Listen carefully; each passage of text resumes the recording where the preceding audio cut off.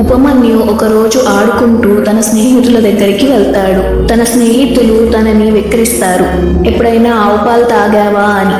తాను వాళ్ళ అమ్మ దగ్గరికి వెళ్ళి నాకు బాగా ఆకలిగా ఉందమ్మా పాలివ్వు అని అడుగుతాడు. అప్పుడు వాళ్ళమ్మ బియ్యాన్ని నానబెట్టి ఆ నీరుని పాలుగా పోసి ఒక గ్లాసులో ఇస్తుంది. అది తీసుకొని వాళ్ళ స్నేహితుల దగ్గరికి వెళ్తాడు.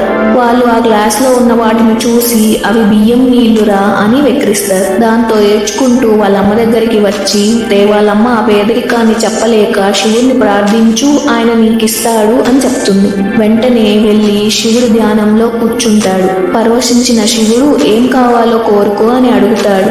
ఆ పిల్లవాడు నాకు ఒక గ్లాసు ఆవు పాలు కావాలి అని కోరుకుంటాడు. శివుడు అప్పుడు పిచ్చివాడా, నన్ను కలిశాక ఒక గ్లాసు ఆవు పాలేంటి, నీ కోసం క్షీరసాగరాన్నే ఇస్తున్నాను అని దీవిస్తాడు. ఈ స్టోరీ కనుక మీకు నచ్చినట్టయితే లైక్ చేసి సబ్స్క్రైబ్ చేయండి. ఓం నమః శివాయ అని కమెంట్ చేయండి.